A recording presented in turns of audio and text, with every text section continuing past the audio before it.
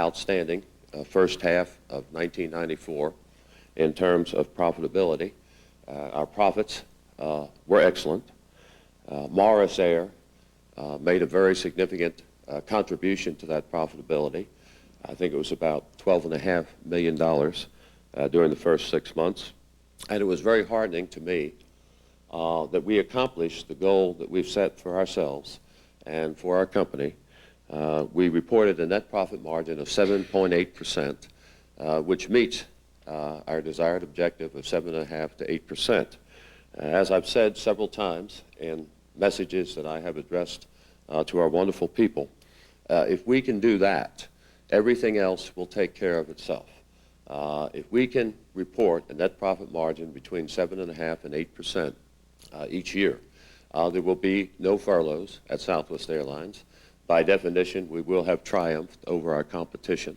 By definition, we will have had enormous profit sharing, and by definition, our stock price will have ascended unto empyrean heights.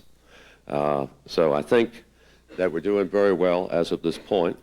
In third quarter 1994, we would expect a notable improvement over our third quarter earnings of last year. In fourth quarter 1994, we will cross the Rubicon River into battle.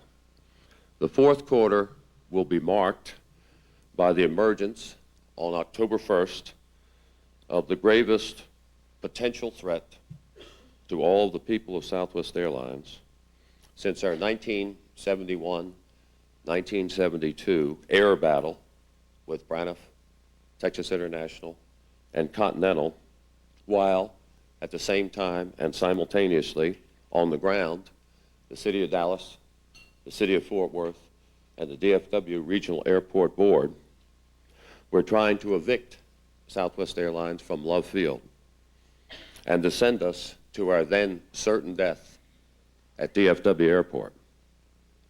What is this looming threat? It's called Shuttle by United.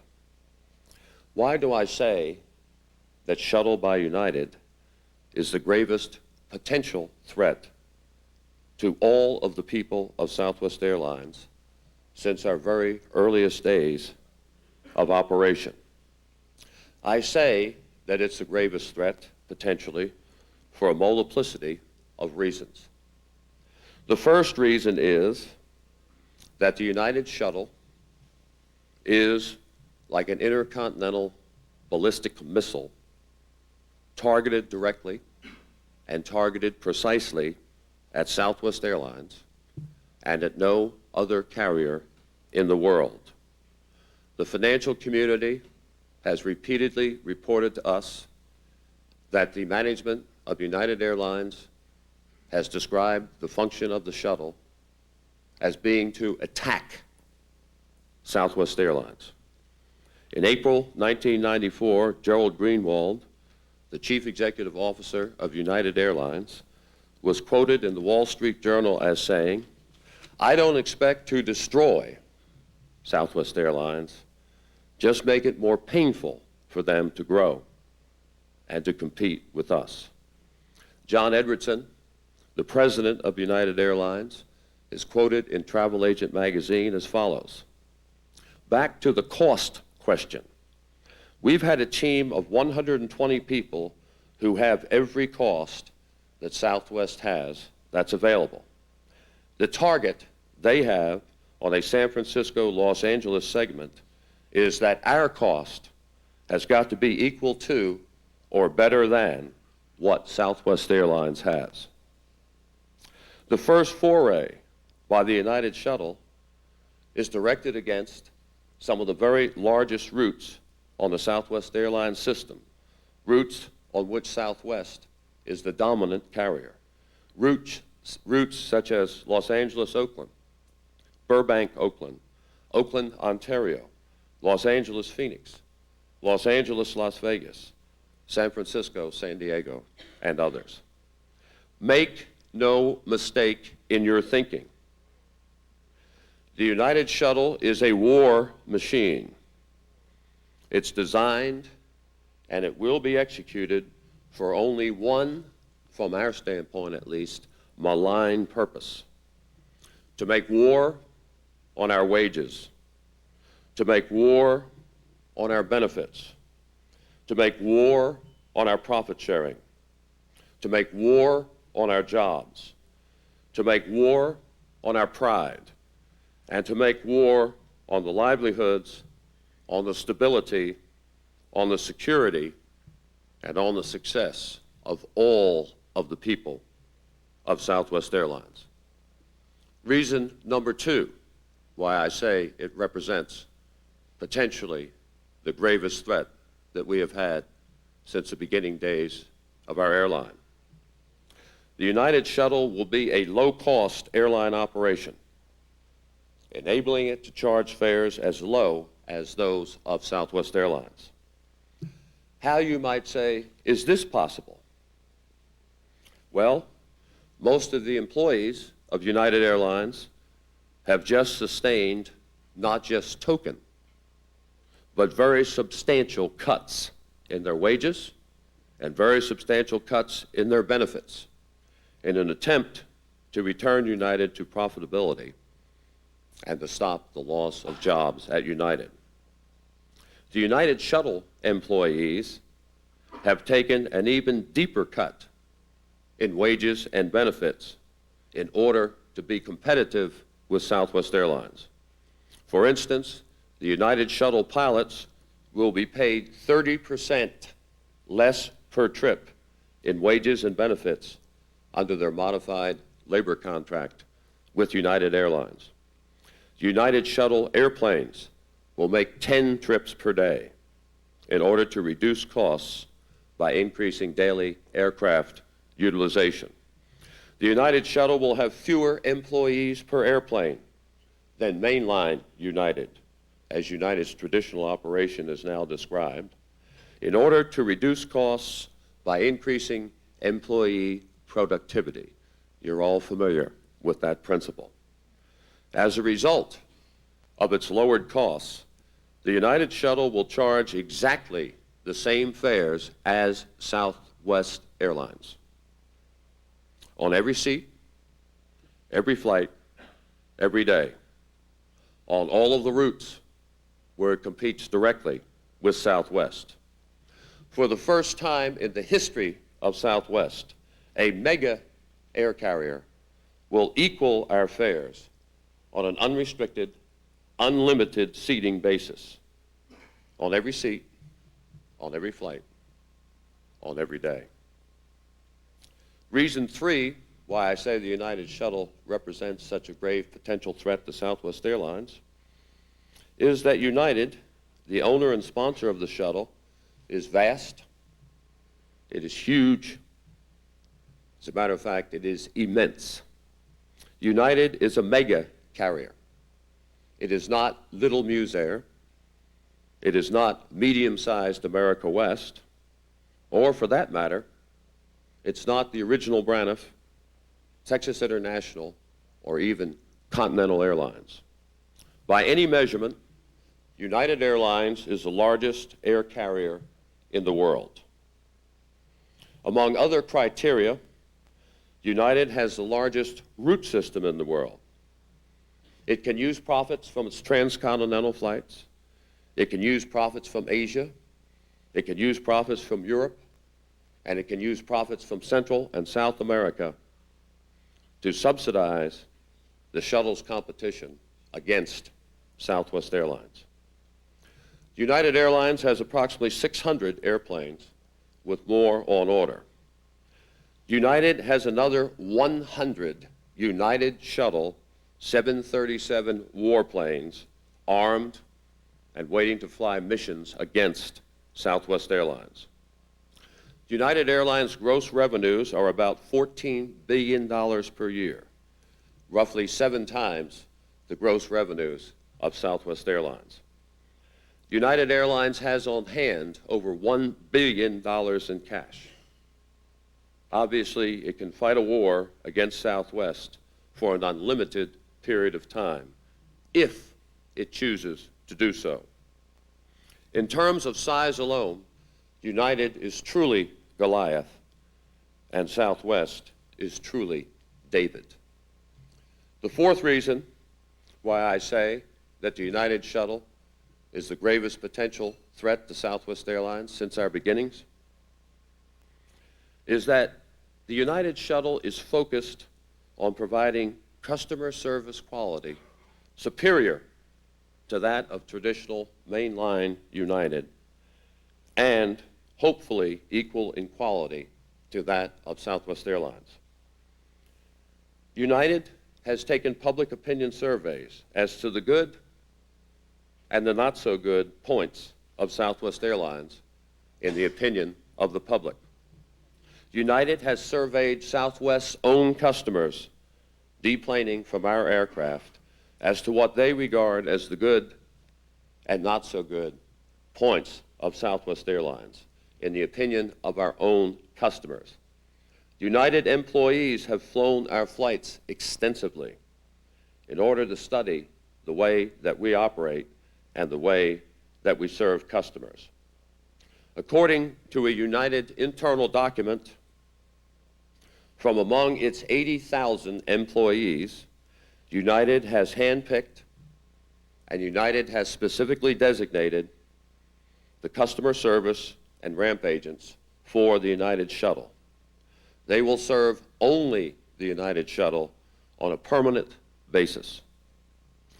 United Airlines is providing special training for its United Shuttle employees, including special cultural classes designed to imbue the United Shuttle employees with the equivalent of the Southwest spirit.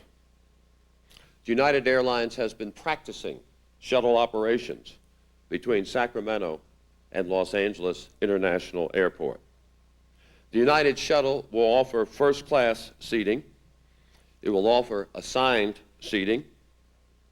It will offer rewards in United's globe-girdling Mileage Plus frequent flyer program featuring Hawaii, Europe, Asia, and South America as destinations to which you can fly for free.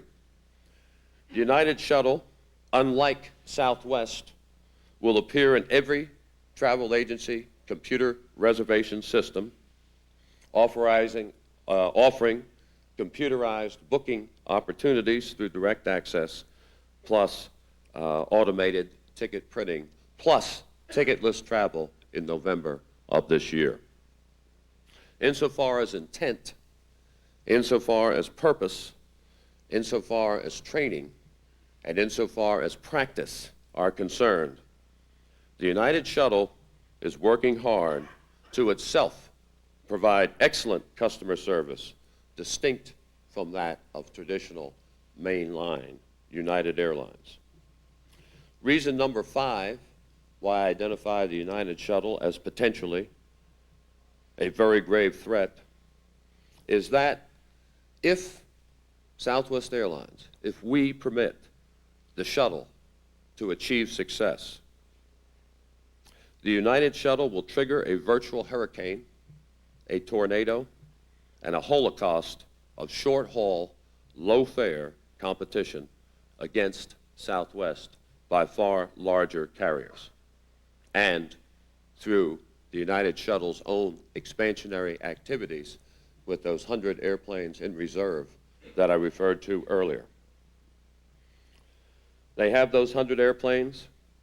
They're waiting to take Southwest Airlines across our system if the initial United Shuttle-based assault is successful in California. If the United Shuttle is successful, that success will encourage Continental Light to become more aggressive against Southwest Airlines. If the United Shuttle is successful, that success will also encourage American Airlines and Delta Airlines to form their own low-cost, low-fare, short-haul operations, an alternative that both mega carriers, American and Delta, have previously studied but thus far rejected because they did not believe it could be successful.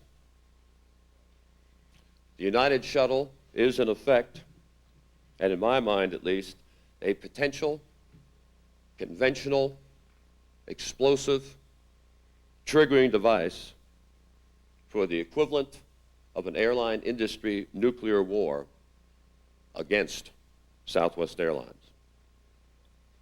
To summarize on the threat aspects of this, United is potentially a grave threat against Southwest Airlines for 5 reasons. 1, it is targeted at Southwest Airlines. There is no doubt whatsoever about that. The United Shuttle will be a low-cost, low-fare operation, matching Southwest Airlines fares exactly on directly competitive routes. There is no question, there is no doubt, there is no discussion, there is no issue concerning that. United Airlines, thirdly, the progenitor of the United Shuttle, is a huge company with vast resources to fight a prolonged war if it desires to do so. Fourth, the United Shuttle is focused on providing good quality service to its customers.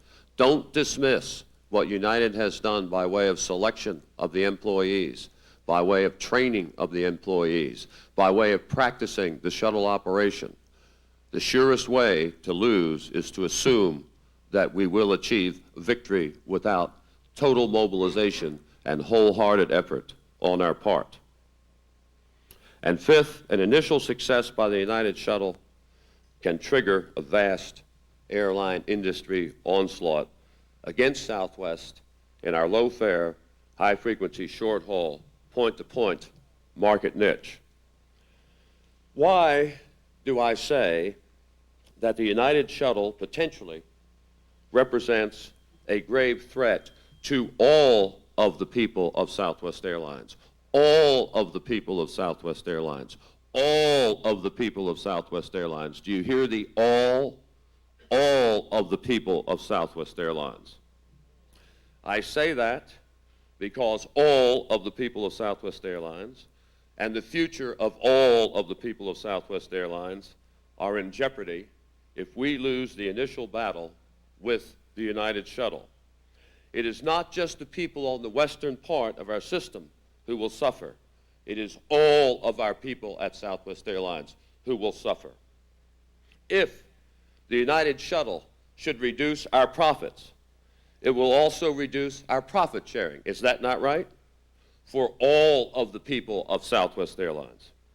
If the success of the United Shuttle should ever force us to ask for wage and benefit concessions, as all other airlines have been forced to do, those wage and those benefit concessions would necessarily affect all of the people of Southwest Airlines.